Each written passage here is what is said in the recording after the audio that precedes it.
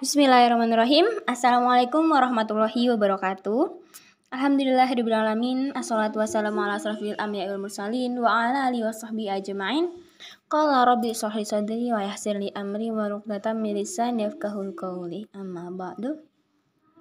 Kepada yang terhormat Ibu Nihayati Magister Pendidikan Islam selaku dosen pengampu pada mata kuliah Islam dan Ilmu Pengetahuan, yang semoga senantiasa sehat dan senantiasa menyampaikan ilmunya kepada sesamanya, terutama kepada mahasiswa-mahasiswanya.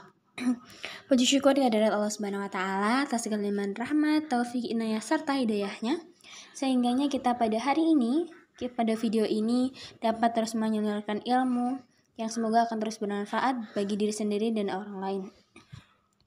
Salam serta salam talbat juga kita sanjung agungkan kepada baginda Nabi Muhammad SAW yang senantiasa kita nantikan syafaatnya di yaumil qiyamah kelak. Amin.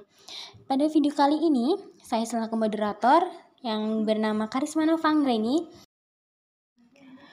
Di sini saya selaku moderator yang akan memandu jalannya video yang berkaitan dengan bab paradigma pengembangan ipteks terkait sebab rambu-rambu pengembangan ipteks dalam Al-Quran hadis.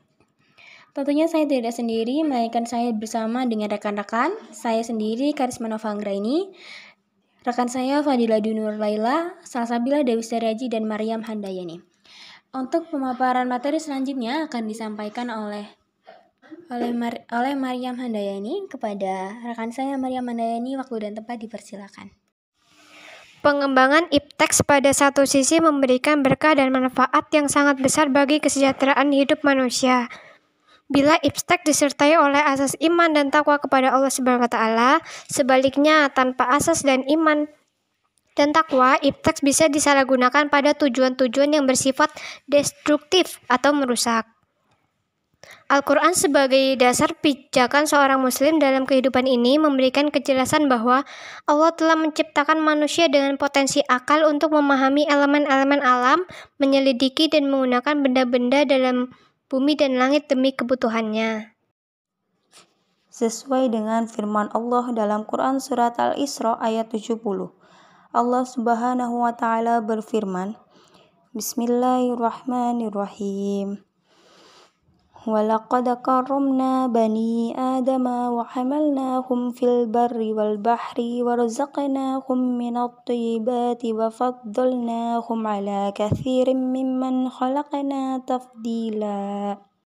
Dan artinya, dan sungguh kami telah memuliakan anak cucu Adam, dan kami angkut mereka di darat dan di laut, dan kami beri mereka rezeki dari yang baik-baik, dan kami lebihkan mereka di atas banyak makhluk yang kami ciptakan dengan kelebihan yang sempurna.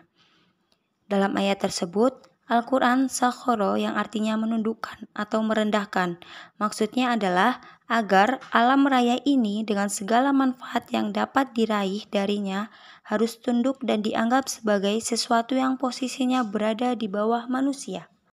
Peran manusia sebagai khalifah di muka bumi menyebabkan alam semesta tunduk dalam kepemimpinan manusia yang sejalan dengan maksud Allah Subhanahu wa ta'ala dalam firman-Nya sebagai berikut.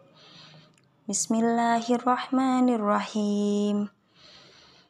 Allahul ladzi rafa'as samawati bi khairi amadin tarawunaha thumma stawa 'alal arsy was-sakhara samsa wal qamar kullu yajri li ajalin musamma yudabbirul amra yufassilul ayati la'allakum biliqa'i rabbakum tuqinun. Yang artinya, Allah lah yang meninggikan langit tanpa tiang, sebagaimana yang kamu lihat. Kemudian Dia bersemayam di atas arsy, menundukkan matahari dan bulan, masing-masing beredar hingga waktu yang ditentukan. Allah mengatur urusan makhluknya, menjelaskan tanda-tanda kebesarannya, supaya kamu meyakini pertemuanmu dengan Tuhanmu. Quran Surat Ar-Ra'd ayat 2.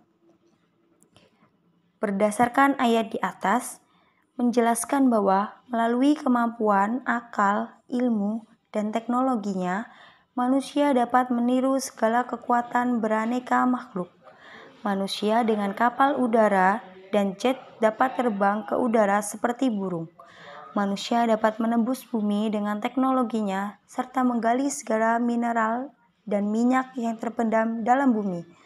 Oleh karena itu, Islam memberikan rambu-rambu kepada manusia dalam mengembangkan ipteks, sehingga searah dan sejalan dengan kehendak Allah Subhanahu wa Ta'ala. Rambu-rambu tersebut diantaranya sebagai berikut. Yang pertama, tauhid. Pengembangan ipteks harus didasari oleh tauhid, yaitu keyakinan bahwa Allah Subhanahu wa Ta'ala adalah satu-satunya pencipta alam semesta dan segala isinya. Hal ini berarti bahwa manusia harus menggunakan ipteks untuk beribadah kepada Allah Subhanahu wa Ta'ala dan tidak boleh menggunakannya untuk kesombongan atau kesesatan. Yang ketiga, akhlak. Pengembangan ipteks haruslah sesuai dengan akhlak Islam. Hal ini berarti bahwa ipteks harus digunakan dengan cara yang baik dan tidak boleh digunakan untuk melakukan perbuatan yang tercela. Yang keempat, keseimbangan. Pengembangan ipteks haruslah seimbang dengan pengembangan ilmu agama. Hal ini berarti bahwa manusia harus mengembangkan ipteks dan ilmu agama secara bersamaan agar tidak terjadi ketimpang dan dalam kehidupan. Yang kelima, tanggung jawab. Manusia harus bertanggung jawab atas pengembangan dan penggunaan ipteks. Hal ini berarti bahwa manusia harus memastikan bahwa ipteks digunakan dengan cara yang aman dan bertanggung jawab. Contoh penerapan rambu-rambu ipteks. Yang pertama, pengembangan teknologi nuklir yang digunakan untuk energi dan bukan untuk senjata pemusnah massal. Yang kedua, pengembangan teknologi medis yang digunakan untuk menyembuhkan penyakit dan bukan untuk aborsi. Yang ketiga, pengembangan teknologi informasi yang digunakan untuk menyebarkan informasi yang bermanfaat, bukan untuk menyebarkan hoaks. Jadi dapat diambil kesimpulan bahwa manusia dibekali akal dan pikiran oleh Allah harus digunakan untuk hal-hal yang bermanfaat seperti untuk mengembangkan suatu ilmu pengetahuan, teknologi, dan seni. Pengembangan ipteks haruslah dilakukan dengan berdasarkan rambu-rambu Islam agar ipteks dapat digunakan untuk kebaikan dan bukan untuk keburukan. Pengembangan ipteks yang lepas dari keimanan tak akan bernilai ibadah dan tak akan menghasilkan manfaat bagi manusia dan lingkungan. Begitupun sebaliknya, apabila pengembangan ipteks yang tak lepas dari keimanan akan bernilai ibadah dan akan menghasilkan manfaat bagi manusia dan lingkungannya. Semoga kita termasuk orang-orang yang bermanfaat bagi manusia dan lingkungannya. Saya, Karisma Novanggani, mewakili rekan-rekan kelompok. Apabila ada salah kata dalam penyampaian, saya pribadi memohon maaf. Dan kepada Allah saya mengucapkan astagfirullahaladzim. Terima kasih. Saya akhiri. Wabillahi taufiq wal hidayah. Wassalamualaikum warahmatullahi wabarakatuh.